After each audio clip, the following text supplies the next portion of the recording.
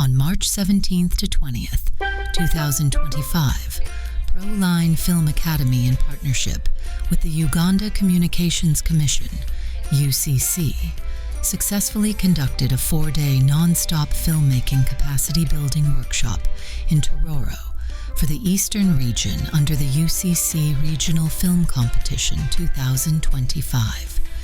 During this intensive training, 2 short films were produced, providing participants with hands-on experience in storytelling, directing, cinematography, and production management, all under real-time creative pressure.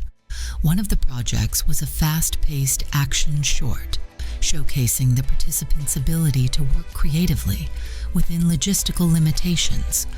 The workshop focused on practical training in script development and storyboarding, directing and crew management, lighting, camera operation and sound, editing, post-production workflows.